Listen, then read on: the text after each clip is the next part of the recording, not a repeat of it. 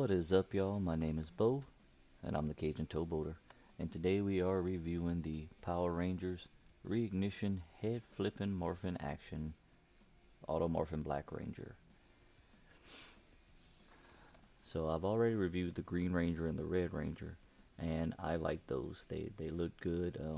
They're not as blocky as the Hasbro and Bandai versions. So I do like them. So you have the little button in the back that you press. You got Zack's unmorphed head, and then you got the Zack's morphed helmet, the Mastodon helmet. Comes with his power axe, the bladed form of the Blade Blaster, and the blaster form of the Blade Blaster. So in the box it says Zack combines his love of dance and martial arts to form his unique hip-hop keto fighting style. Though courageous, he will often act as the voice of caution when a situation is unclear or dangerous. His signature weapon is the Power Axe.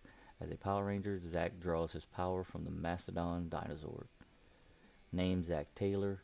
Skill set, martial arts, dance. Personality, courageous. Weapons, Power Axe and Blade Blaster. And his dinosaur is the Mastodon. And here's the other figures. And I've read this on my many reviews of the Reignition one so far.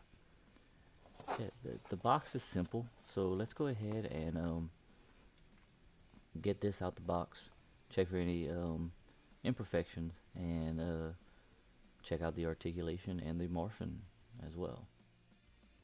Alright, y'all, here he is out of the box, and he looks good. I gave him a look around, and I didn't see any imperfections. Like I said, I do like that they're not as blocky as the Hasbro, and because Hasbro just used the Bandai molds for them, but I do like that they're not as blocky as the like the shoulders and stuff as the Bandai and Hasbro versions of these. So here are his weapons. We got the Blade Blaster in blade form. Got the Blade Blaster in the blade form. I mean, it's just a simple painting as well. Not really much detail. And then we got his power axe, and I do know on the, I think it was the Bandai versions, they just came and they were like one color. They actually painted this one to look a little more like the power axe with the yellow and stuff like that. So I do like that they put a little more detail in the weapons, because they were all just like one color on the ones I remember from growing up. So yeah, let's go ahead and give it one more look around, and we will see, just to make sure I didn't miss anything with the imperfections. Now everything looks good. So his head only moves because it morphs, but he's got single jointed elbows. Doesn't have a shoulder joint. He can hyperextend his arm. He can twist his hands. Kick up this high.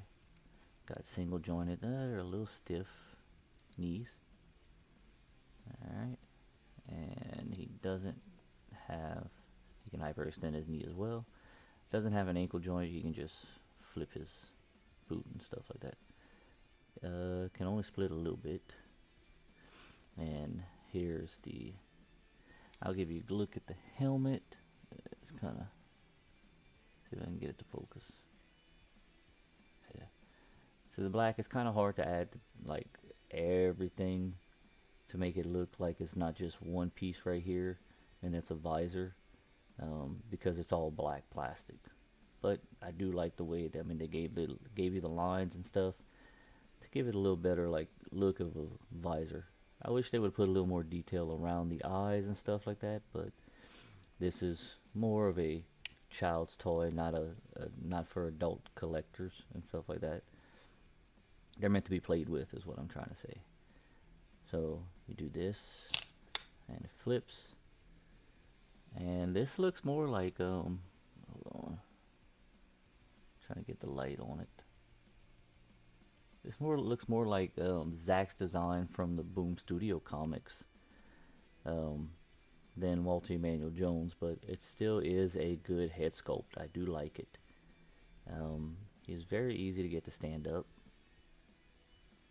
I'll put his power axe in his hand. Let's see if I can get it.